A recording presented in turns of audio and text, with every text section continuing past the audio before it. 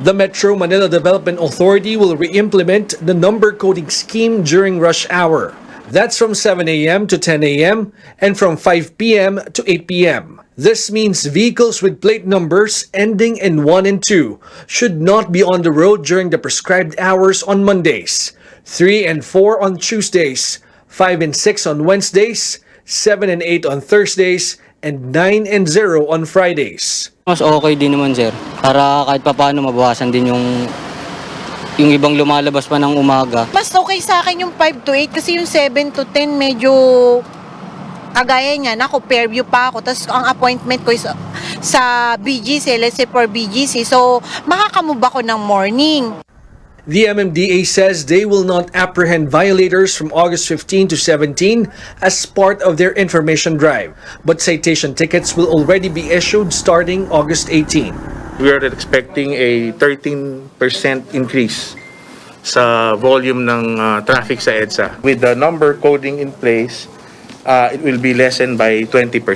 Ang MMDA po is magdi-deploy ng 2,300 plus na hindi lang enforcers.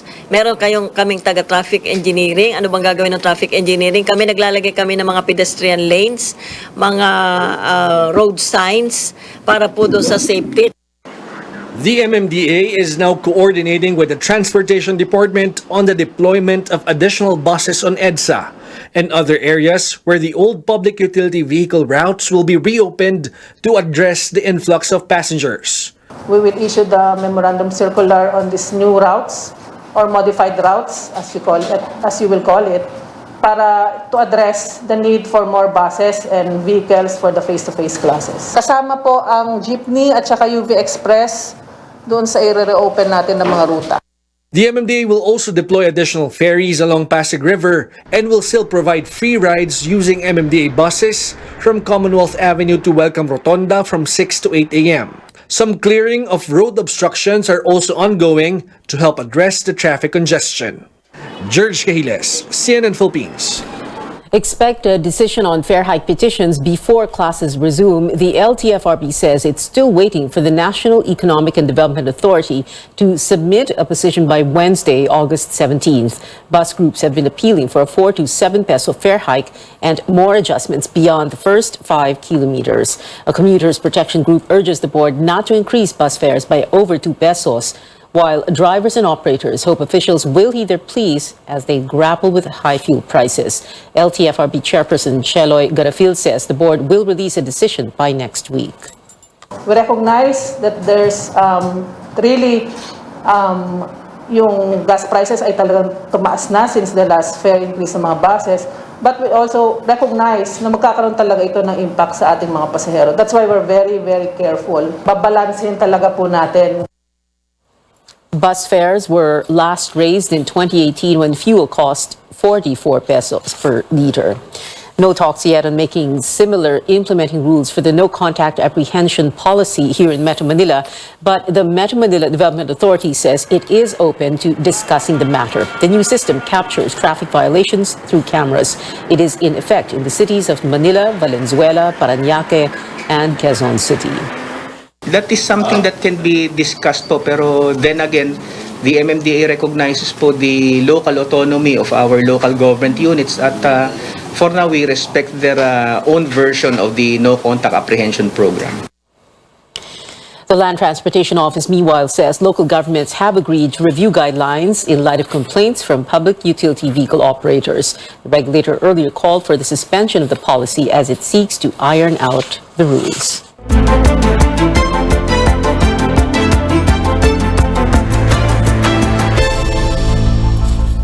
President Bongbong Marcos says he's working with Congress for the creation of the Virology Institute and Centers for Disease Control and Prevention. The chief executive notes the passage of these priority measures will prepare the country for any future outbreaks. We have been in consultation with the House of Representatives and the Senate to create these agencies so that we can bring them to bear in what we are up to now continuing to have to fight. We will continue to work so that our people are safer, so that our citizens have better access to healthcare, and so that the quality of our healthcare will improve. Senate President Mig Zubiri has committed to work double time to pass the key measures, and that it should have been Virology Institute. The COVID-19 vaccination law may be at risk of, or may no longer be in effect at least 1 month from now. As Caroline Bonkin reports, the health officer in charge calls for amendments to the law so that vaccination efforts will be unhampered in case the president lifts the state of calamity declaration. Shaira Nicole Valencia is a postgraduate intern at Manila Med. She had a hard time getting a second COVID booster shot because of her long shift.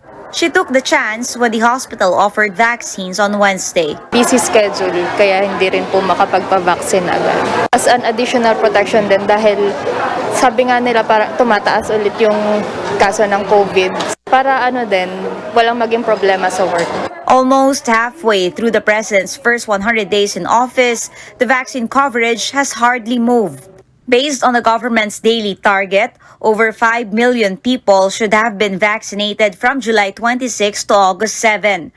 But the actual turnout, only over 440,000 vaccinees. This leaves over 22 million people yet to get boosted and over 2 million senior citizens to complete doses by October 8. We cannot say it's effective or not until we go on and reach our target timeline. Ang mga tao nasa trabaho, nasa kanilang mga ginagawa during the weekday, no? So kailangan lamang po natin bigyan pa ng more push. DOH wants more vaccination on weekends and in hard-to-reach areas. With the possible lifting of state of calamity, Vergeres says there's a need to amend the COVID Vaccination Program Act to ensure the vaccination doesn't stop. The law is only effective while the country is under a state of calamity. Dito po nakataya ang mga EUA ng ating bakuna, nakatali ang emergency procurement na atin pong nagagawa because of the pandemic. And nakatali din po dito ang pagkontrol natin ng presyo ng iba't ibang commodities because of the pandemic. Senator Juan Miguel Zubiri says the Senate will look into it. Kung time-bound siya, di-extend natin yung validity ng batas. Para sa ganun, may kapangyarihan po ang DOH na ituloy ang kanilang mga programa. This law allows the national and local governments and the private sector to buy COVID-19 vaccines for emergency use. This means allowing use of COVID-19 vaccines, which are all still completing the final phase of the trial. It exempts vaccines from import duties, taxes, and other fees, which means getting supplies at a lower cost. The law also allows allocation of funds to compensate death, permanent disability, or hospital confinement due to COVID-19 vaccines, and enables licensed pharmacists and midwives as vaccinators. Caroline Bonkin, CNN Philippines. Up next, regulators are facing an investigation over a supposedly illegal resolution to import sugar, and tributes pour in for sprint queen Lydia De Vega, who reached the finish line after a battle with cancer. Newsnight will be right back.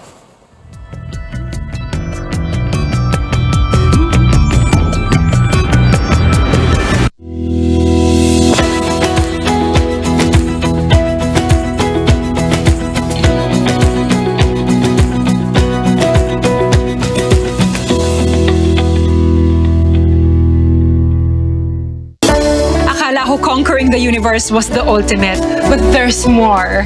Dahil tinawag ko ako ng Panginoon for a major purpose. To guide the youth, help communities, and to bring others closer to Him. Kaya I take care of my health through proper diet, exercise, and MX3 capsule. I am ready to serve. Kasi para sa Panginoon, hindi lang ako fourth runner-up. First place ako sa puso niya. Mahalagang paalala, ang MX3 capsule ay hindi gamot at hindi dapat gamiting panggamot sa anumang uri ng sakit. Fried chicken? Timplang happy! With easy-to-cook Magnolia Chicken Timplados. Iba't ibang sarap ng chicken, kaya. Anong Magnolia Chicken Timplados mo? Iba't ibang easy chicken sarap. What do you want to know? Everything the administration doesn't want us to know. The president's gonna invade Iraq. We're gonna run her whether he comments or not. The president is lying. He's lying! What was the setup? There's always something you don't see coming. They don't care about the truth. If they want a war, they're gonna get one. Shock and awe.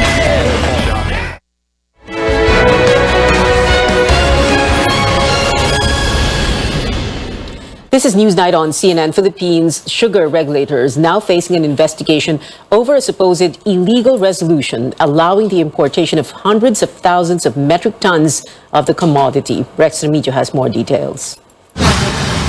Why did the Sugar Regulatory Administration issue a resolution directing the importation of 300,000 metric tons of sugar without the President's knowledge?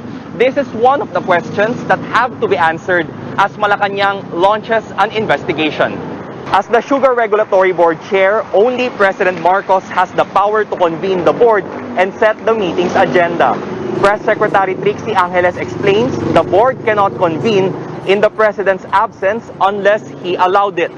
Angeles says the President did not authorize the meeting nor the so-called Resolution Number 4 on the importation of 300,000 metric tons of sugar. She also says the Chief Executive did not authorize Agriculture Undersecretary Leocadio Sebastian to sign the resolution. The Press Secretary adds Sebastian's assignment is only to represent the President in meetings that the President cannot attend. Importations are a sensitive matter, particularly with regard to agricultural importations. Sugar is one such importation which we take great care with. It is a balancing act. Secretary Angeles explains they need to balance the welfare of consumers and farmers. More imports when there's enough supply could depress sugar prices and reduce farmers' income. Angeles says the harvest season is near and the country already imported 200,000 metric tons last May. An investigation is ongoing to determine whether any acts that would cause the President to lose trust and confidence in his officials can be found, or if there is malice or negligence involved. In such a case, if such findings are made, then the only determination left will be how many heads are going to roll. The press secretary says the President will follow due process on the investigation. Meanwhile, Angeles says Executive Secretary Vic Rodriguez has ordered the creation of an importation plan to study how imports could affect the coming harvest. This will also be the basis for the President's decision if it's really necessary. Rex Remitio, CNN Philippines. Malacanang says it will allow those involved to explain their side, but they may face penalties if the President is not satisfied with their explanation. ABS-CBN Corporation, which failed to have its broadcast franchise renewed in Congress 2 years ago, will become a minority shareholder of TV5. ABS-CBN announced it will acquire a nearly 35% stake in TV5 for 2.16 billion pesos. ABS-CBN further said it will increase its ownership to nearly half, or 49.92%, after 8 years.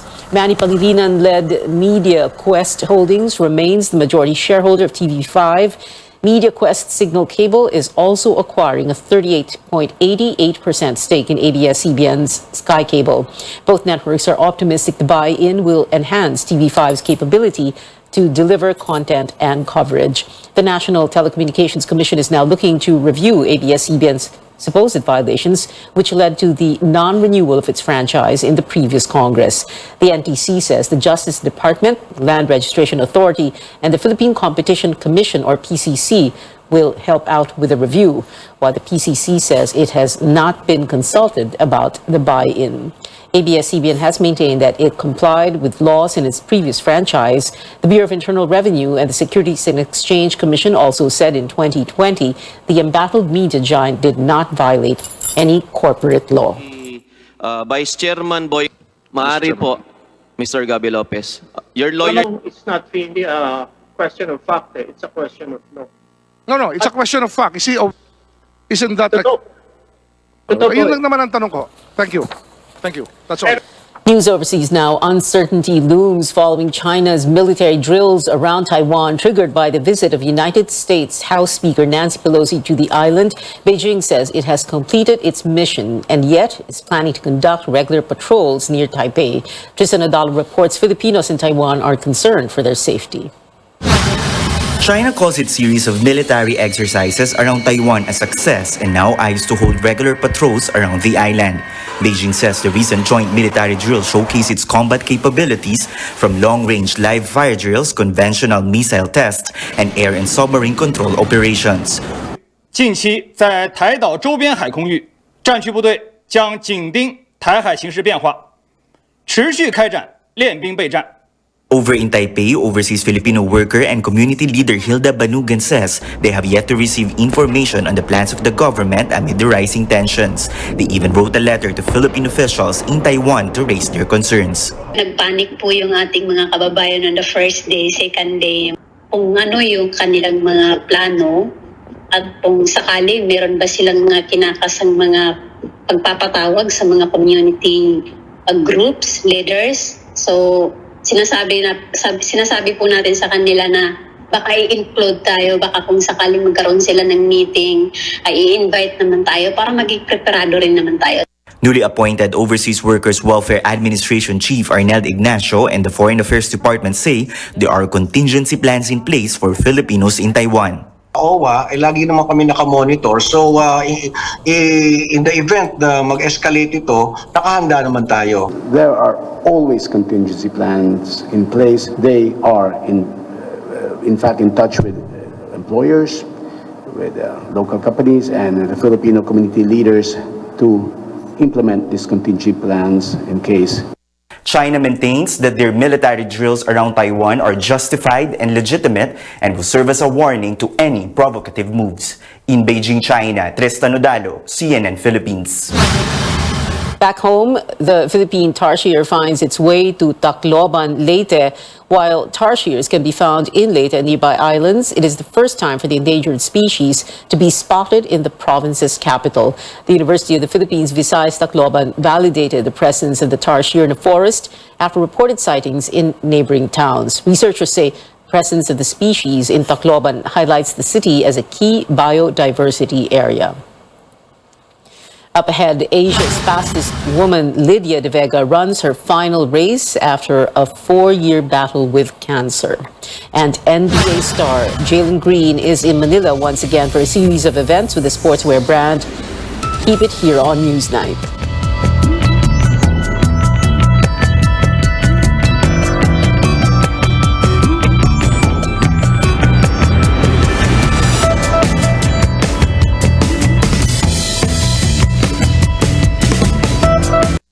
Life is many things.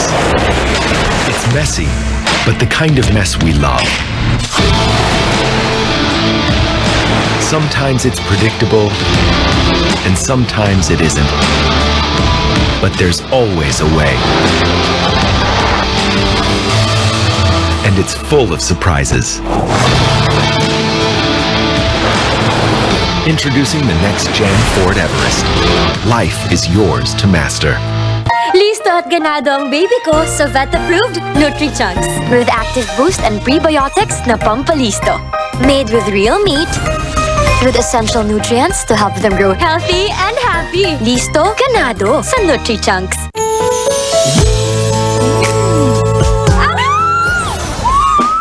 Making life sweet is easy dahil 35 pesos SRP lang ang San Miguel flavored beer. Make life sweet with San Miguel flavored beer.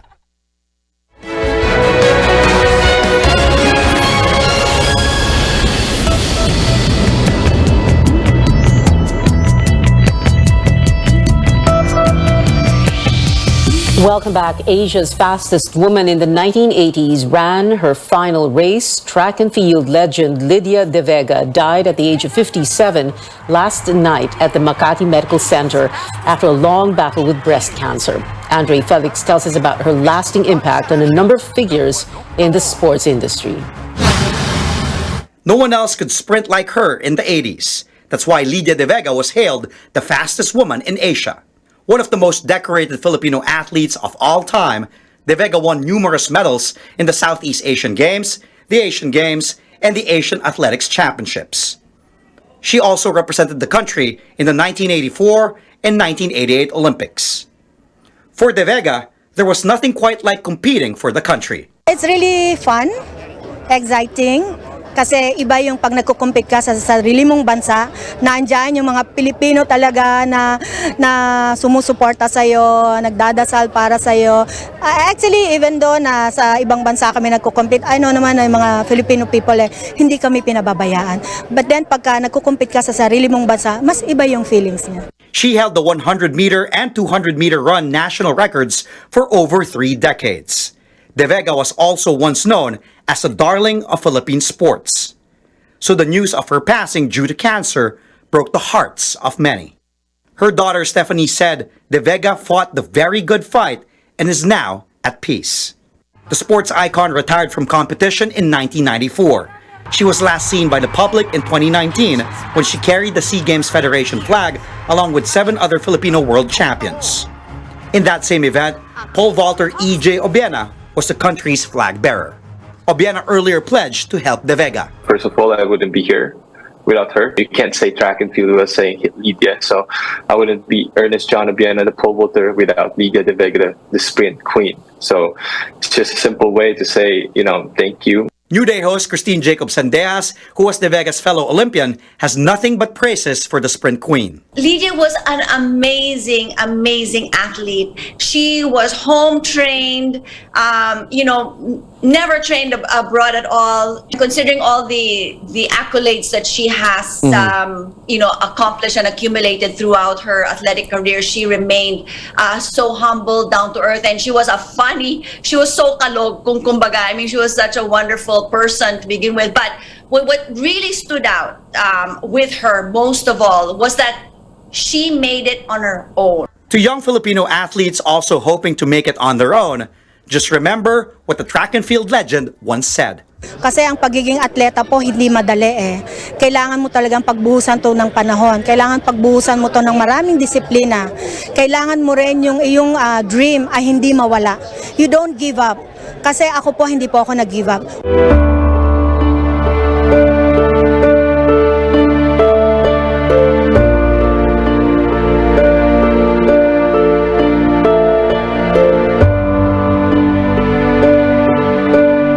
That was Andre Felix with that report. Honoring the late track and field icon, personalities from sports and beyond paid tribute to De Vega. In a statement, President Marcos expressing his condolences to Lydia's loved ones and said, quote, "She has fought a good fight. Let us pray for her peace." House Speaker Martin Romualdez calls her one of the greatest Pinoy athletes. He also highlighted the need to support Filipinos in sports, not only while they are competing, but also in retirement. De Vega's family asked for financial help last month after the athlete underwent many procedures, including brain surgery. Bowling legend Paeng Nepomuceno says De Vega's death is a sad day for Philippine sports. Nepomuceno and De Vega served as flag bearers in the 2019 Southeast Asian Games here at home. Another sports great, 8-division boxing world champ Manny Pacquiao says Lydia's success helped shine a light on the Philippines. Houston Rockets guard Jalen Green is making the most of his trip back to the country for a tour with a sportswear brand. Fans' anticipation on his third visit has reached fever pitch now that he is a legit NBA star. Pauline Versosa gives us the details. After a stellar rookie year in the NBA, Filipino-American Jalen Green makes his way back to the Philippines. This marks the third time the 20-year-old athlete is visiting the country and his first as an NBA player. The Houston Rockets high-flying guard admits he's overwhelmed by the unwavering support of Filipino fans since the beginning of his young basketball career. Coming here to the Philippines, everyone gives so much love and support, so to come back and give my love and support back to them, it means the world to me. And then to change since from when I was in high school, came here my sophomore, junior year, to now, it's still been the same, and I appreciate everyone for keeping that same love and energy. While on an exclusive tour with a sports apparel brand, Green says he looks forward to not only reconnecting with his fans, but also exploring more of his Filipino heritage, with his mother tracing her roots in Ilocos Sur. Just being here with all the people, seeing all the fans, and going back to my family's hometown and just seeing what the culture is like there. As the second overall pick by the Rockets in the 2021 rookie draft, Green is only the third NBA player with Filipino descent. He's also considered one of the league's most promising young stars, averaging 17.3 points, 3.4 rebounds, and 2.6 assists per game in his rookie year. For the next season, Green says he's set to bounce back from the team's dismal campaign, with the Rockets finishing dead last with 20 wins and 62 losses. My mindset is just to go in and be the best version of myself on and off the court. Like I said, try to build a winning mentality. The thing with my team, like you said, we're very young, so we're in a rebuild right now, trying to get everyone on the same page, trying to grow in the right direction. The new NBA season will tip off in October. Pauline Verzosa, CNN Philippines. Stay tuned for CNN Philippines Conversation with Jalen Green live tomorrow on Sports Desk at 10 a.m. The countdown to Drag Race Philippines just got more exciting. 3 more personalities have been cast as rotating guest judges. Photographer BJ Pascual, actor John Santos, and fashion designer Rajo Laurel are joining the likes of comedian Kalad Karen and Drag Race legend Jiggly Caliente. Drag Race Philippines premieres August 17th, hosted by TV actor Paulo Ballesteros. And that is it for now. Join me again on News.ph at 7 p.m. I'm Pia Ontiveros for Newsnight, where we go above and beyond the headlines.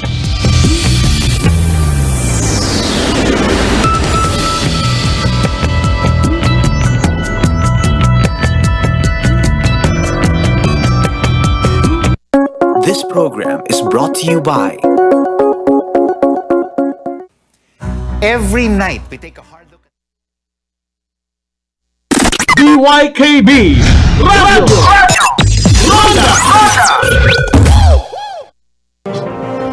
From the Senate to the House of Representatives, allies of President Bongbong Marcos take the reins to form a supermajority in both chambers.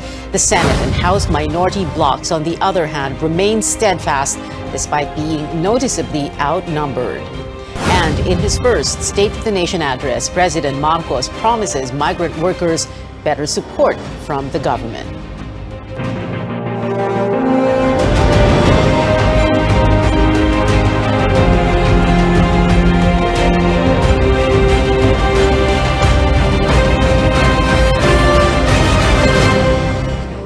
Good evening, I'm Pia Ontiveros. Welcome to your weekly political appointment fix, Politics as Usual. Our first guest tonight, OFW advocate and now Migrant Workers Chief, Secretary Toots Ople, joining us via Zoom. Secretary Toots, thank you so much for being with us tonight on Politics as Usual. Let's begin with several points that the President brought up during his SONA. I wanted to ask you first because syempre hindi naman niya pwedeng i-detalye masyado, no? So this is going to be the job of the Department Secretary. So let's ask you first about these automating the verification of contracts and yung issuing secure overseas employment certifications, yung mga OECs. How is that going to work? Yes, we're engaged in talks with the DICT.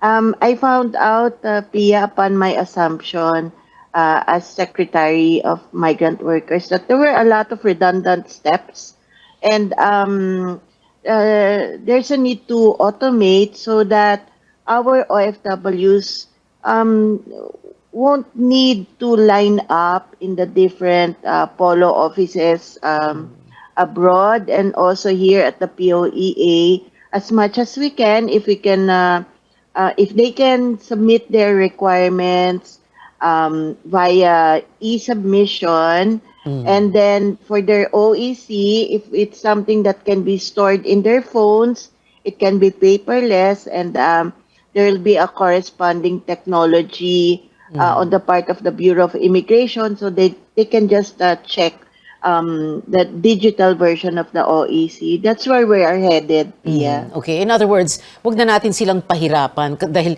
hirap na hirap sila para magtrabaho sa abroad, pahirapan pa natin sila bago pa sila umalis. At the same time, very interesting what you brought up, Secretary Toots, no? Yung redundancy, and this is not just for OFWs. It's something that you see all across government, right? Ang daming the same documents na hinihingi ng iba't ibang mga ahensya. True, and I found that out in, for example, at the POLO offices, or the POLO stands for Filipino Overseas Labor Office, the labor attaché already accepts the requirements from foreign employers.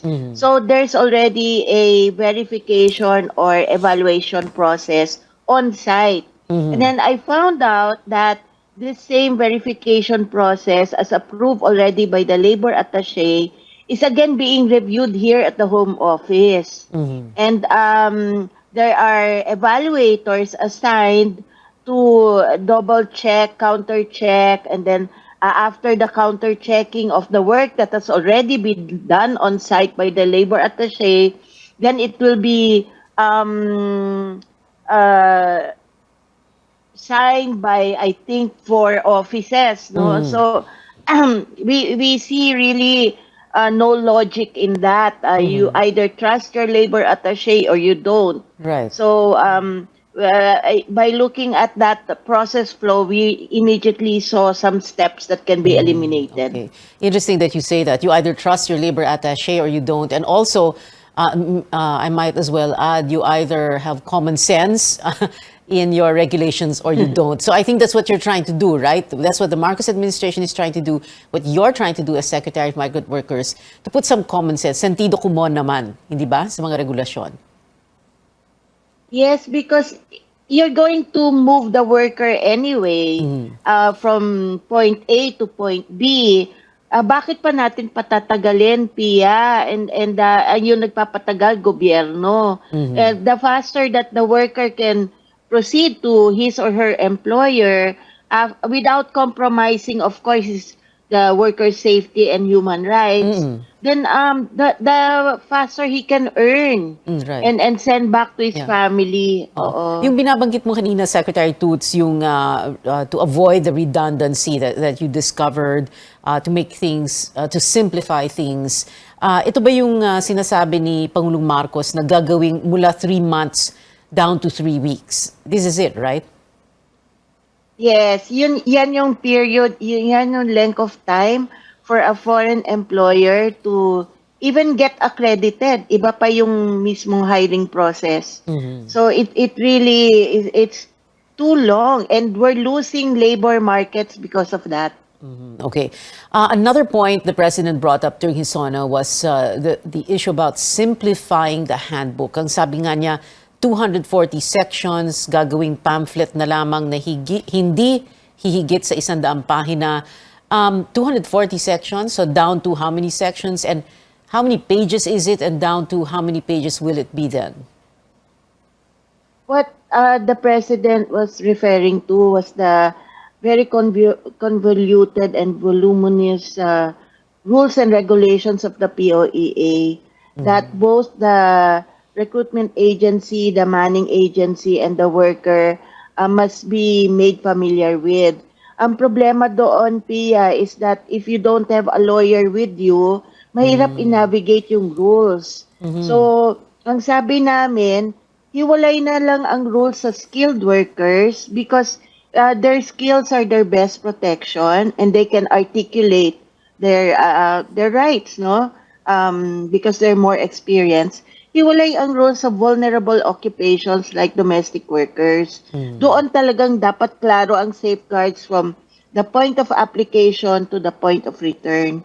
And then sa seafarers, dahil meron silang global standards, mas simplified and mas madali and mas maiksi na yung rules kasi they're covered by a lot of international agreements anyway. So yun ang nakikita namin, and just make the language simpler, the number of sections, it's more compact, easier to understand. The One Repatriation Command Center, even before the President's SONA, ay nabanggit na ito. You had a launching for this. But can you give us a little bit more details? No? Like, for example, there are already labor attachés in different posts all around the world, no? Philippine embassies, etc. But we know that that's not enough, no? And sometimes, kapag halimbawa may mangyari, yung the simple task of, going to where the distressed OFW is can take quite a while, no? Ang daming parang Ang daming problema. So how is this one repatriation command center going to address logistics and similar problems? Again, sabi mo nga, it's the uncommon common sense principle at play. We already have POEA to be consolidated within the department. OWA is there. We have the labor attaches. So bakit pa namin pahihirapan? Bakit pa magtuturuan? Ano? And we have very good relations with the DFA. So naisip namin, one repat command center na lang, kami na ang magtatrabaho, kami na ang kakausap sa DFA. So a family of the OFW is in very exploitative conditions or who is stranded abroad, pwede na lang sa amin dumulog. Tatawag na lang sa 1348, that is the hotline. Pwede rin mag-email sa repat@dmw.gov.ph. Tapos, kami na rin ang mag-a-advise sa family kung nasaan na yung worker, nasa shelter na ba, o kaya naghihintay na lang ng ticket, hanggang sa pag-uwi, anong oras yung flight, saan susunduin. And so it's the power of information eh. Minsan, nagtataka ako bakit kailangan pa ipagkait. You know, so the journey of the OFW home will be in step with information being given to the family. In other words, you want to avoid keeping people in the dark, the families in the dark, which is what would happen very often. By no real fault of anyone. It's just that's the way things were done before, right? Yes, it's like working in silos. So the one in charge of repatriation is not discussing the case with the one who is handling the family. So we're breaking barriers so that the information flow will be seamless. From the start that the request was made, whoever referred the case will receive information and updates until the worker is returned home. The flow of information will keep going on. Communication is key. That is common sense. Secretary Toots, my one last question. At binanggit na nga ng Pangulong Marcos yung tutungo kayo sa Saudi Arabia. Can you tell us why that trip is going to be so important? Thank you, Pia, for asking that question. This morning, Secretary Benny Laguesma and I met with the Saudi ambassador and the labor attaché assigned here at the Saudi Embassy. So we discussed my impending trip and also the potential agreements that can be reached. I informed them about the concerns of claimants of unpaid wages dating back 2016 because a lot of construction companies in Saudi Arabia at that time declared bankruptcy. So, and we also informed them that we have 700 workers in various embassy shelters across Saudi Arabia in need of help, in need of repatriation assistance. And so they are very much open to discussing all of these things. They are open also to discussing a possible bilateral agreement against human trafficking. And so there will be initial talks here in Manila between, of course, the Saudi ambassador, the labor attaché, and the DMW team. And then I'll be sending an advance party to Saudi Arabia to jumpstart the talks. Well, good luck for that trip, Secretary Toots Ople of the Migrant Workers Department. Thank you very much for being with us tonight, ma'am. We'll be back after a quick break. Stay tuned.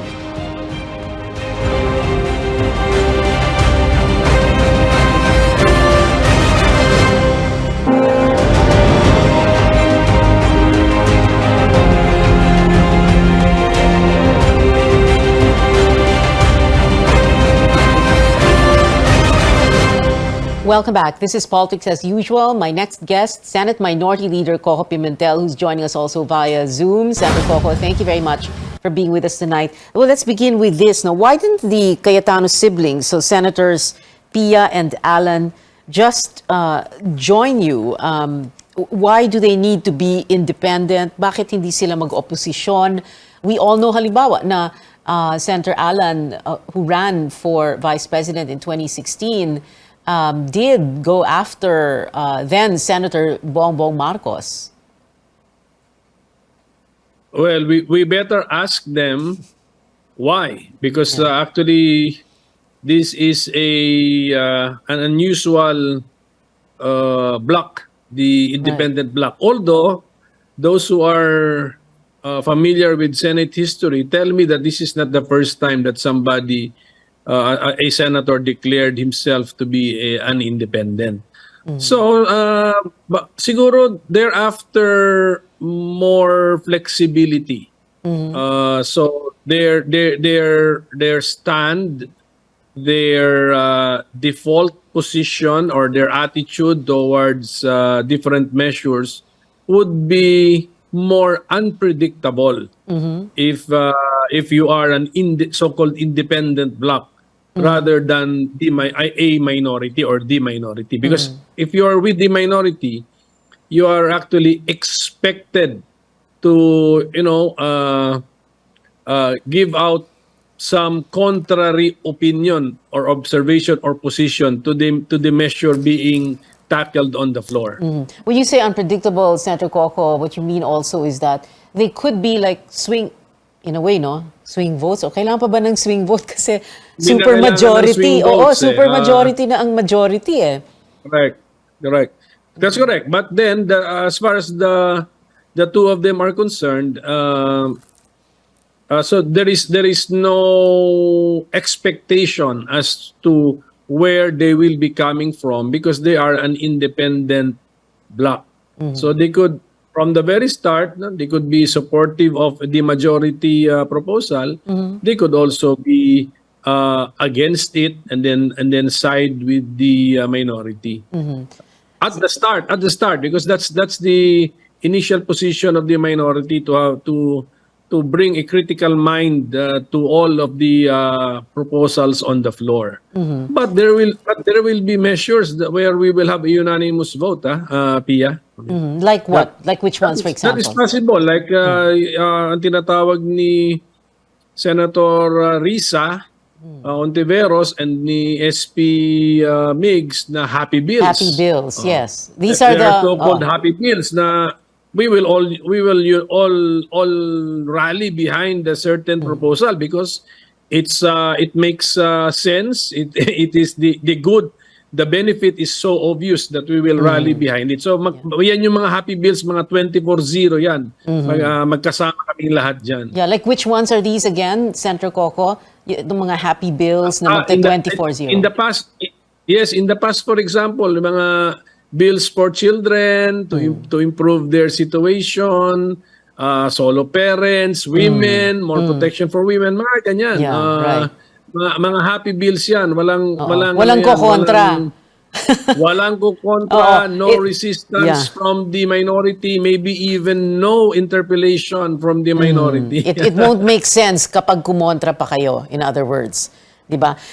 Senator Coco, can you tell us, syempre sa setup ng Senado, of course, a majority of the most coveted committee chairmanships go to the majority, and then parang konti na lang or konti na lang mapupunta sa minority, right? So can you tell us about that setup and then describe to us what's going to happen, for example, for the Commission on Appointments, the Presidential Electoral Tribunal? Meron pa bang participation ng minority dito, or is this just a majority, or in this case, a supermajority concern? Separate rules yan, Pia. For the Senate, the members of the majority will get the more powerful committees or the more interesting committees. Okay na yun, that's accepted fact. So yes. I will not get any committee chairmanship because I am minority leader. I am automatically member of all the committees. Senator Risa, my other fellow minority member, got the Committee on Women, Children, and Family Relations. So okay na yun because that is what she chaired during the last Congress. So no complaints na po dyan. So and then pagdating po sa CA, it's a matter of looking for your partner and then a pair will get 1 seat in the CA. In the SET po, Senate Electoral Tribunal, it's a matter of getting a group of 4 and every group of 4 will get 1 seat. Okay. Itong kanina nabanggit na nga ninyo, no, like for example, yung mga happy bills, 24-0 yan, no, wala nang kokontra. But there will be times that you will, of course, oppose because that is what you do as the minority. So can you give us an idea, no, of the road ahead? Which pieces of legislation, for example, which issues are you in the minority, the opposition in the Senate, going to be very strong on? Ang usapan namin ni Senator Risa, tax measures. Okay? We will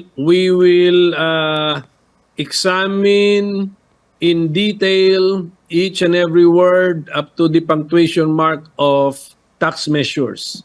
Because ang position po ng minority, no new taxes, especially if imposed on the poor, on the majority of the people. Hindi ganon kasi that is an indirect tax. So yan ang aming position. So ilang ulit na rin namin sinabi yan. So alam na ng majority yan. If it's a tax measure on the floor, expect lengthy, thorough and detailed interpellation from the minority. My final question, of course, the reality on the ground, Senator Coco, is that, well, you know, apart from the happy bills that you mentioned earlier, there will be pieces of legislation where you will need to reach across the aisle and you will need that extra push from members of the majority or the supermajority, again, in this case. So there will be those opportunities for working, as you've always done anyway, as the minority centers always did in the last Congress, right?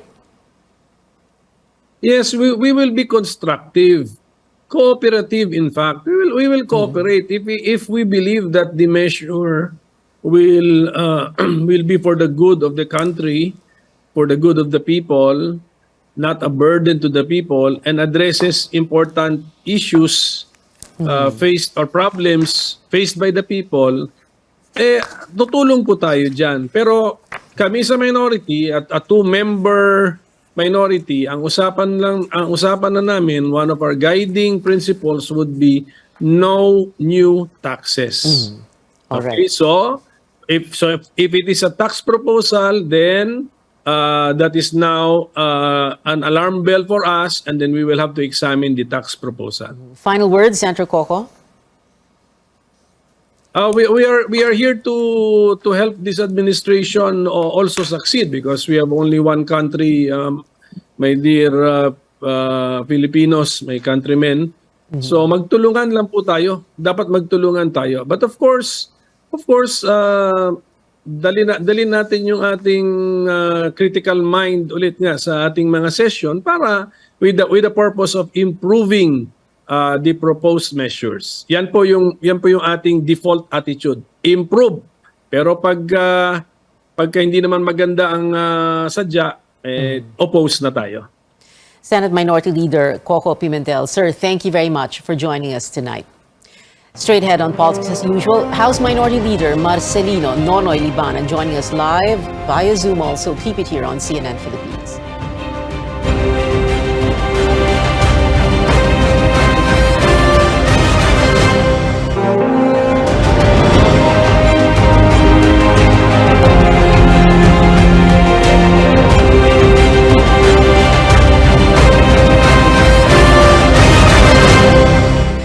You're still in Politics as Usual from Senate Minority Leader Coco Pimentel. Join me now this time is the Minority Leader of the House of Representatives, ang pagtibayin at palaguin ang pangkabuhayang Pilipino or the four-piece party list representative Marcelino Nonoy Libanan. Ang haba nun.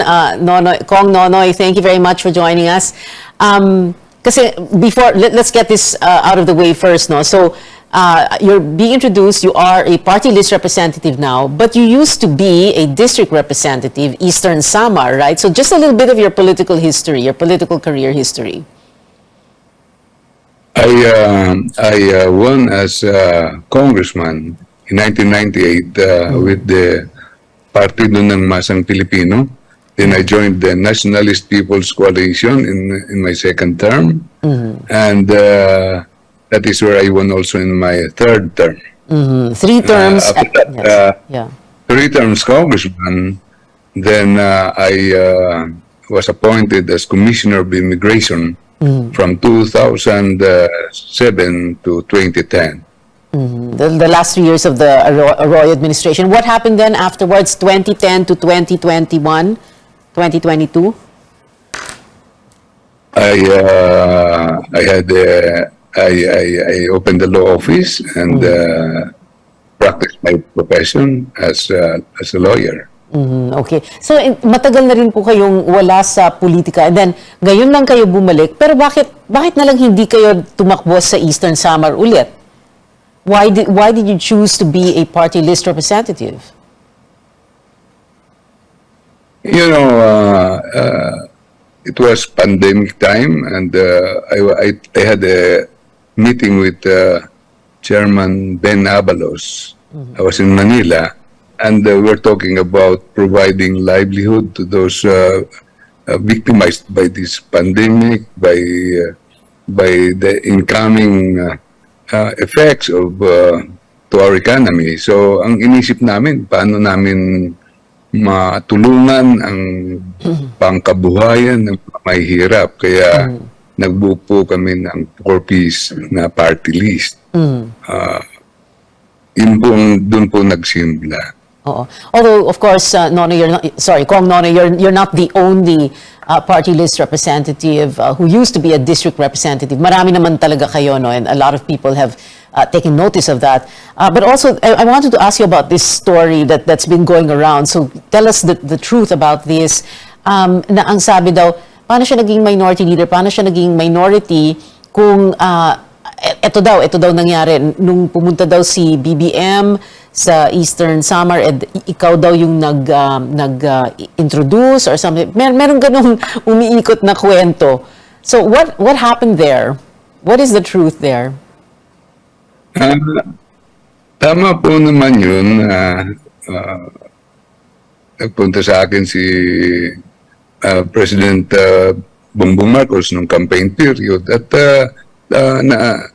ako ang nag-introduce sa kanya doon sa Eastern Samar dahil buong Samar yata wala pa siyang nakakausap, magkakilala na kami noon at sinabi niya dadalaw siya at pinakaunang ang engagement niya, it was his first engagement in the Visayas where they met with Vice President Sara Duterte. That's right. Nagkasabay kayo sa Congress because President Marcos used to be a congressman also at the time that you were there. But itong... No. Yes. Hindi ba? Hindi pala? Hindi po kami si Senadora Amy ang naging kasabayan ko po. But we are both waray-warays. We are from Region 8. Right. Samar and Leyte. Magkaibigan na kami noon pa, way back 1992. Okay. So you are with the how did you end up in the minority then? Magandang tanong mo yan, Pia. Alam mo, maraming hindi nakakaintindi. Pero kung titingnan natin ang ating history sa ating political system, 1935, mayroon tayong bipartisan Congress, di ba? So may majority tayo, may minority tayo. Ang natatalo, yun ang minority, yung nananalo, yun ang majority. Kahit ngayon sa Amerika, ganun pa rin, majority and minority. So kung sinong maraming nananalo na na Republicans or Democrats, yun ang nagiging majority or minority sa Amerika. And usually sa Amerika, kahit Democrats, minority sila sa Congress. Pero sa Senate, majority sila ngayon. Pero tumakbo ang ating political history na nagkaroon tayo ng unicameral system of government. Hanggang ngayon, mayroon na tayong 1987 Constitution. Ano naman ang 1987 Constitution? Ang 1987 Constitution, mayroon tayong multi-party system at may party list pa tayo na ang dami na po sa Kongreso. Dito naman, sa ating Constitution, sa 1987 Constitution, ang mandate sa atin is to elect the Speaker and organize and choose as other officers as it may deem necessary sa Kongreso. So ano bang nagiging major officers dito?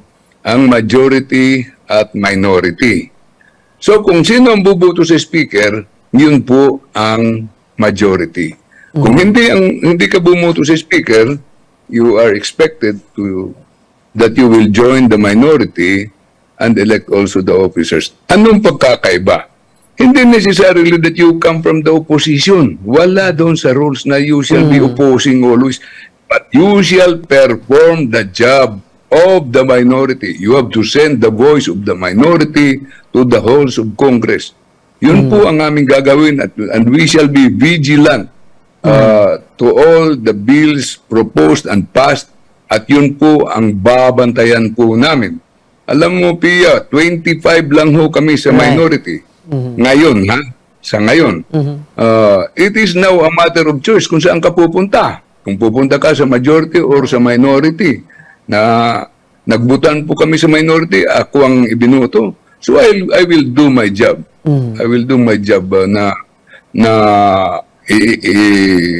gamitin ko yung aking nalalaman sa rules on parliamentary procedure na may paabot yung mga boses ng minority pero hindi naman obstructionist na minority. Kailangan din matuto tayong makipag-isa kung magaganda namang mga batas, di ba? But we have to scrutinize, ipakita natin yung iba't ibang sides.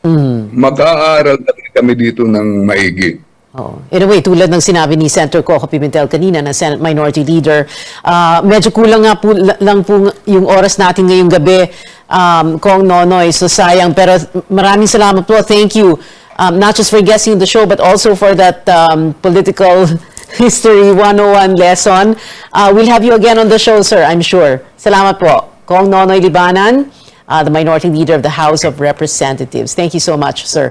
We've been told before, don't talk politics at the dinner table or the family reunion or in a Viber group or group chats and risk warfare, digital and otherwise. But we can talk about it here at this table on this show. Your weekly political appointment fix, politics as usual. I'm Pia Ontiveros. See you back here next Wednesday, 8 p.m.